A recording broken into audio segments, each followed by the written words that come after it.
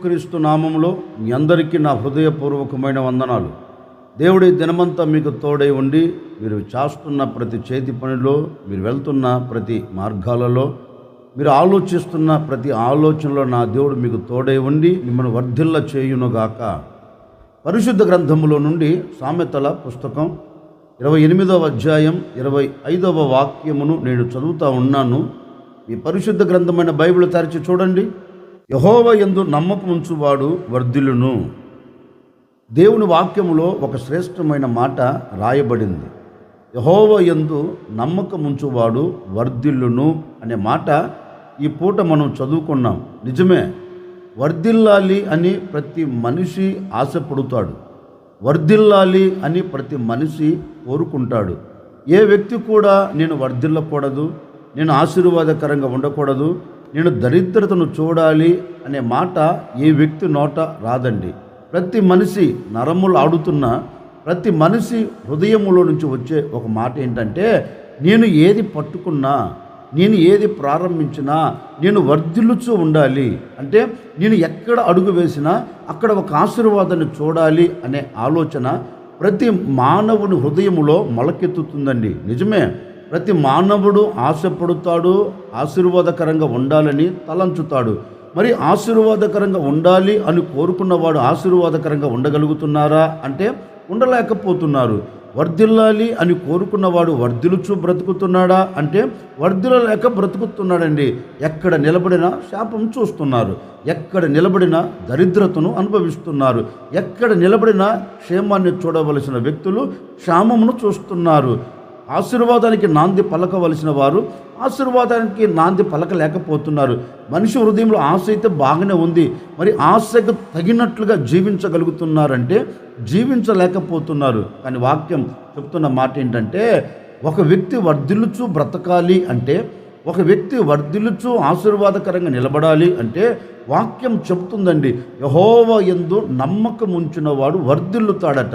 అంటే ఇప్పటి వరకు నువ్వు అనుకున్న చోట ఎందుకు వర్ధిల్లలేకపోతూ వచ్చావు అంటే వాక్యం చెప్తుంది, నీవు యెహోవా యందు నమ్మకం ఉంచటం లేదంటండి. అంటే యేసుక్రీస్తు మీద నీవు నమ్మకం ఉంచగలిగితే, యేసుక్రీస్తును నువ్వు నమ్మగలిగితే, యేసుక్రీస్తు మీద నువ్వు ఆధారపడగలిగితే నిశ్చయంగా లేఖనం చెప్తుంది, దేవుడు నిన్ను వర్ధిల్ల చేస్తారు, దేవుడు నిన్ను ఆశీర్వాదకరంగా నిలబెడతారు. అందుకని ఇప్పటి వరకు దేవుని మీద నువ్వు నమ్మకం ఉంచలేదేమో, ఇప్పటి వరకు దేవుని మీద నువ్వు నమ్మకం ఉంచక నీవు ఒకవేళ దరిద్రతను చూస్తున్నావేమో, ఈ ఉదయకాల సమయంలో నువ్వు మనసు విప్పి మనసారా మనస్ఫూర్తిగా దేవుని మీద నువ్వు నమ్మకం ఉంచగలిగితే ఈ దినము నుండి నీవు ఏది చెయ్యాలని తలంచినా దానిలో ఒక దీవెన నువ్వు చూడబోతూ ఉన్నావు.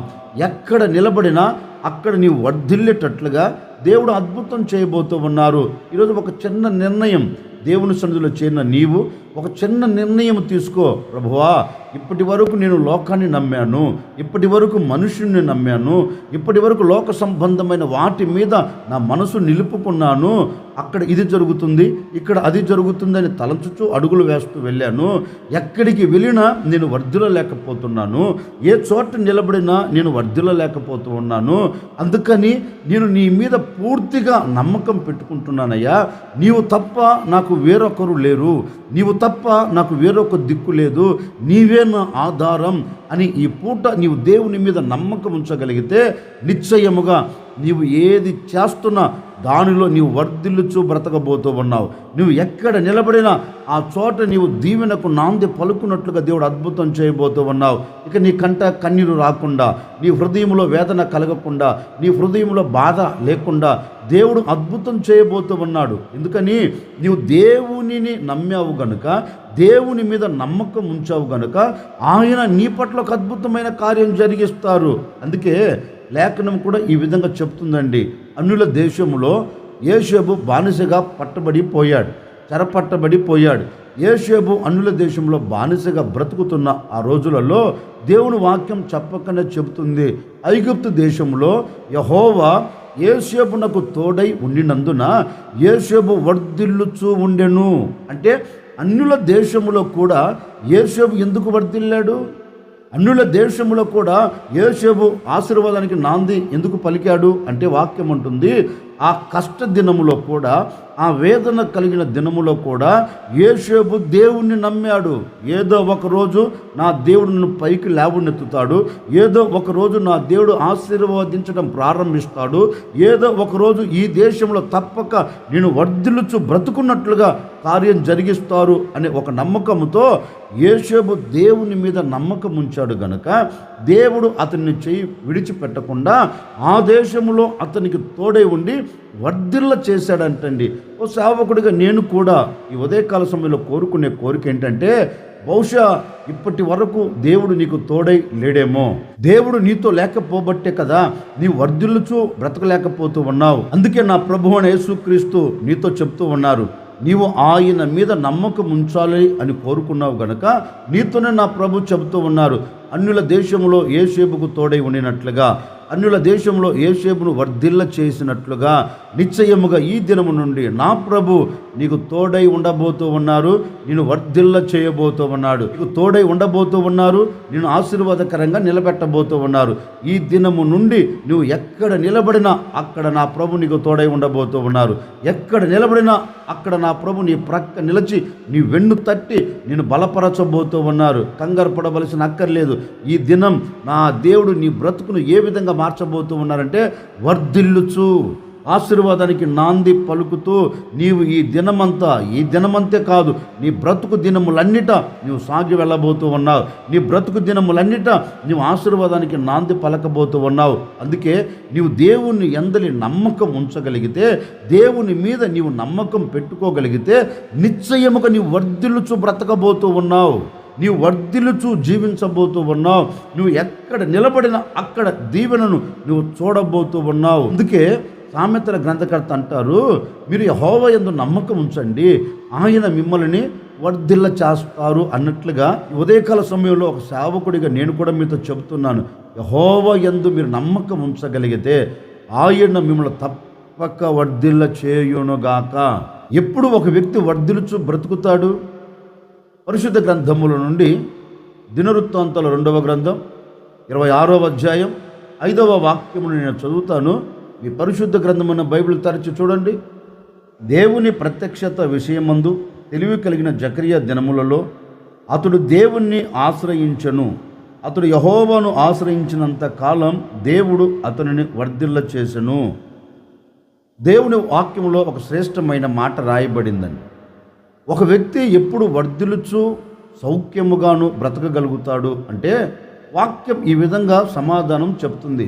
యెహోవాను ఆశ్రయించినంత కాలం అంటే జీవము కలిగిన దేవుణ్ణి ఆశ్రయించినంత కాలం ఆ రాజు వర్ధిల్లుచు బ్రతకగలిగాడంటండి. వర్ధిల్లుచు ఆశీర్వాదానికి నాంది పలికినట్లుగా లేఖనం చెప్పకనే చెబుతుంది. అంటే ఒక వ్యక్తి వర్ధిల్లుచు ఆశీర్వాదకరంగా, సౌఖ్యముగా, సుఖముగా, ఆనందకరంగా బ్రతకాలి అంటే వాక్యం ఉంటుంది, దేవునిని ఆశ్రయించగలిగితే, దేవునిని ఆశ్రయిస్తే ఆ వ్యక్తి వర్ధిల్లుచు బ్రతకగలుగుతాడంటండి. అంటే దేవుని యొద్దకు ఏ వ్యక్తి అయితే వస్తారో, దేవుని మీద ఏ వ్యక్తి అయితే ఆధారపడతారో ఆ వ్యక్తి వర్ధిల్లుచు బ్రతకగలుగుతారు అని లేఖనం చెప్తుంది. మరి ఇప్పటి వరకు ఇంతకాలం నువ్వు ఎందుకు వర్ధిల్లలేకపోతున్నావు అంటే, దేవునిని ఆశ్రయించలేదు. ఇంతకాలం నీవు ఆశీర్వాదానికి నాంది పలకలేకపోతున్నావు అంటే నీవు దేవునిని ఆశ్రయించలేదు. నీవు ఎవరివైనా కావచ్చండి. ఏ కష్టంలో నువ్వు పడిపోయావో, ఏ బాధలో నువ్వు నిలిచిపోయావో, ఏ ఆశీర్వాదం లేక అల్లల్లాడిపోతూ కన్నీరు కారుస్తున్నావో, ఇక నేను ఆశీర్వాదానికి నాంది పలకలేనా, ఇక నేను శాపమునే చూడాలా, ఇక నేను దరిద్రతనే అనుభవించాలా, ఏంటా నా జీవితం అనే ఆలోచనతో నువ్వు నిలిచిపోవలసిన అక్కర్లేదు. నేను ప్రకటించే యేసు క్రీస్తు యొద్దకు నువ్వు రాగలిగితే, నేను ప్రకటించే యేసు క్రీస్తు పాదాలు నువ్వు పట్టుకోగలిగితే, నేను ప్రకటించే యేసు క్రీస్తును నువ్వు ఆశ్రయించగలిగితే, ఇప్పటి వరకు లోకాన్ని ఆశ్రయించావు కదా, ఏమైనా మేలును చూడగలిగావా? ఇప్పటి వరకు మనుషుల్ని ఆశ్రయించావు కదా, ఏ ఒక్క ఆశీర్వాదమైనా చూడగలిగావా? ఇప్పటి వరకు లోక సంబంధమైన వాటిని ఆశ్రయించావు కదా, ఏ మేలైనను నీవు అనుభవించగలుగుతూ వచ్చావంటే మనిషిని ఆశ్రయించినంత కాలం నీకు కష్టకాలమే కనబడుతుంది. మనుషుణ్ణి ఆశ్రయించినంత కాలం మోసపూరితమైన కాలమే నీ కంటికి కనబడుతుంది. ఆశీర్వాదం ఇంకెక్కడ కనబడుతుంది? దీవెన ఎక్కడ కనబడుతుంది? అందుకే ఈ ఉదయకాల సమయంలో మనుషుణ్ణి ఆశ్రయించడం నీవు వదిలిపెట్టి, లోకాన్ని ఆశ్రయించడం వదిలిపెట్టి, నేను ప్రకటించే యేసు క్రీస్తును నువ్వు ఆశ్రయించగలిగితే, నేను ప్రకటించే యేసు క్రీస్తు మీద నువ్వు ఆధారపడి ఆయన వైపు నువ్వు చూడగలిగితే, నిశ్చయముగా నా ప్రభు నిన్ను వర్ధిల్లింప చేసి నీవు ఆశీర్వాదానికి నాంది పలుకున్నట్లుగా ఒక అద్భుతమైన కార్యము జరిగించబోతూ ఉన్నారండి. నేను ప్రకటించే యేసు క్రీస్తు ఎవరో తెలుసా? నీవు శాపములో పడి ఉంటే నీ శాపములు నిన్ను విడిచిపెట్టే దేవుడు కాదండి. నీ పాపములు నిన్ను విడిచిపెట్టే దేవుడు కాదండి. నీ కన్నీళ్ళ మధ్యలో నిన్ను విడిచిపెట్టే దేవుడు కాదు.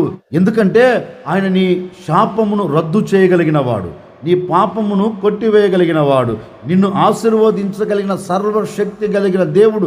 నేను ప్రకటించే యేసు నిన్ను ఆశీర్వదించాలనే, నీ శాపమును రద్దు చేయాలనే, నిన్ను దీవెనకరంగా మార్చాలనే, నీవు ఆనందకరంగా సమాజంలో విలువ కలిగి బ్రతకాలనే, నీవు వర్ధిల్లుచు సాగిపోవాలనే ఆయన 2025 సంవత్సరాల క్రిందట ఈ భూమి మీద అడుగుపెట్టి యవన రక్తాన్ని కార్చి ఆయన మరణించి నీ కొరకు తిరిగి లేచిన ఏకైక దేవుడు ప్రపంచంలో ఎవరైనా ఉన్నారా అంటే, ప్రపంచంలో కంటికి కనపడగలిగిన దేవుడు ఒకే ఒక్కడు, నేను ప్రకటించే యేసుక్రీస్తు. ఆ యేసుక్రీస్తు ఈ పూట నీతో చెప్పకనే చెబుతూ ఉన్నారు, నీవు నన్ను ఆశ్రయించు. నీవు నన్ను ఆశ్రయించగలిగితే, నీవు నా పాదాల చెంతకు రాగలిగితే, నీవు నా సన్నిధిలోకి వచ్చి నువ్వు మొరపెట్టగలిగితే, నిశ్చయముగా నేను నిన్ను విడిచిపెట్టను. మనిషి విడిచిపెట్టవచ్చు, నేను నిన్ను విడిచిపెట్టను. మనిషి నీకు దూరం కావచ్చు, నేను నీకు దూరం కాను. నేను నిన్ను విడిచిపెట్టకుండా, నేను నీకు దూరం కాకుండా నీవు నన్ను ఆశ్రయించావు గనుక నిశ్చయముగా నేను నిన్ను ఆశీర్వదించబోతూ ఉన్నాను, వర్ధిల్ల చేయబోతూ ఉన్నాను అని ఏం చేస్తారంటే, నిన్ను, నీ కుటుంబాన్ని, నిన్ను, నీకు కలిగిన సమస్తమును ఆయన వర్ధిల్లింప చేసి సమాజంలో నిన్ను విలువగా నిలబెడతాడండి. సమాజంలో నేను ఆశీర్వాదానికి నాంది పలికేటట్లుగా చేయగలుగుతాడండి. ఈ ఉదయకాల సమయంలో చిన్న ప్రార్థన చేసుకోండి. ప్రభువా, నేను చేస్తున్న చేతి పనిలో ఒక ఆశీర్వాదం చూడలేకపోతున్నానయ్యా. నేను చేస్తున్న ఈ వ్యాపారంలో ఒక దీవెన చూడలేకపోతున్నాను. నా కుటుంబం అంతా ఈ దరిద్రతలు నిలబడి కన్నీరు కారుస్తుంది. ఇక దీనిలోంచి నేను విముక్తి పొందలేనా అనే ఆలోచన నన్ను వెంటాడుతూ ఉంది. ఒక్కసారి నన్ను జ్ఞాపకం చేసుకోండి అయ్యా. నేను నిన్ను ఆశ్రయించాను, నన్ను ఆశీర్వదించవా? నేను నిన్ను ఆశ్రయించాను, నన్ను వర్ధిల్లింప చేయవా అని ప్రభు పాదాలు పట్టుకొని అడగండి. నిశ్చయముగా ఈ దినము నుండి నా దేవుడు నిన్ను ఆశీర్వదించడం మొదలు పెట్టబోతూ ఉన్నాడు. నీ చేతి పనిని విస్తరింప చేయడం మొదలు పెట్టబోతూ ఉన్నారు. దేవుణ్ణి నీవు ఆశ్రయించావు గనుక నీ బ్రతుకు దినములన్నిట నీ వర్ధిల్లుచు బ్రతకబోతూ ఉన్నావు. దేవునిని ఆశ్రయిస్తూ వచ్చావు గనుక నీ కుటుంబం వర్ధిల్లుచు నా దేవుడు ఆశీర్వాదకరంగా నడిపించబోతూ ఉన్నారు. ఎక్కడ శాపం కంటికి కనబడకుండా, ఎక్కడ దరిద్రత కంటికి కనబడకుండా నా దేవుడు నీ కుటుంబంలో సర్వ సమృద్ధి నిలబెట్టబోతూ ఉన్నాడు. సర్వ సమృద్ధి చేత నా దేవుడు నీ కుటుంబాన్ని నింపబోతూ ఉన్నాడు. ఈ దినము నుండి నీ కుటుంబం వర్ధిల్లుచు సౌఖ్యముగాను బ్రతికేటట్లుగా దేవుడు అద్భుతం చేయబోతూ ఉన్నాడు. నీవు వర్ధిల్లుచు సమాజంలో విలువగా ఆనందకరంగా నీవు సాగి వెళ్ళాలి అంటే ఈ ఉదయకాల సమయంలో నీవు దేవునిని ఆశ్రయించగలిగితే, ఆయనను నీవు ఆశ్రయించావు గనక తప్పక ఆయనను వర్ధిల్ల చేయబోతూ ఉన్నారు. ఓ సేవకుడికి నిండు మనసుతో నేను కోరుకుంటున్నానండి, నువ్వు చేస్తున్న ప్రతి చేతి పనిలో నా దేవుడు నిన్ను వర్ధిల్లింప చేయునుగాక. నువ్వు చేస్తున్న ప్రతి వ్యాపారములో నా దేవుడు నిన్ను వర్ధిల్లింప చేయునుగాక. నా దేవుడు నువ్వు చేస్తున్న ఉద్యోగంలో నిన్ను వర్ధిల్లింప చేయునుగాక. ఆత్మ సంబంధంగా, శరీర సంబంధంగా ఈ దినము నుండి నా ప్రభు అన్ని విషయాలలో, అన్ని కోణాలలో మిమ్మల్ని వర్ధిల్లింప చేసి సమాజంలో విలువగా నిలబెట్టి సమాజంలో ఆశీర్వాదకరంగా నా దేవుడు మీ కుటుంబాలన్నిటిని నడిపించునుగాక. నా దేవుని ఆశీర్వాదం సదాకాలం నిలిచి ఉండునుగాక. ఆశ్చర్యకరుడా, మీకు స్తోత్రాలు చెల్లిస్తూ ఉన్నాం. మీరంతైనా సర్వశక్తి కలిగిన దేవుడవు. ఈ విధంగా మిమ్మల్ని స్తుతించినట్లుగా సహాయం చేశారు. యెహోవా యందు నమ్మకం ఉంచువాడు వర్ధిల్లును అని మీ లేఖనాలు సెలవిచ్చినట్లుగా ఎందరైతే నమ్మకం ఉంచి నిన్ను ఆశ్రయించి ఉన్నారో ప్రతి కుటుంబాన్ని వర్ధిల్ల చేయండి, ఆశీర్వదించండి, శాపంను కొట్టివేయండి. దీవెనకరంగా మీరు మార్చి ఈ దినమంతా వీరు చేస్తున్న వీరి సర్వ ప్రయత్నాలలో మీరు వర్ధిల్లింప చేసి మీ సన్నిధిలో బిడ్డలను సాక్షిగా నిలుపుకొని ఘనమైన నామమునకు మహిమ తెచ్చుకోమని యేసు నామములు అడిగి వేడుకొనుచున్నాము తండ్రి, ఆమెన్. ఈ దినమంతా నా ప్రభు మీకు తోడై ఉండి అన్ని విషయాల్లో మిమ్మల్ని వర్ధిల్ల చేయునుగాక, ఆమెన్.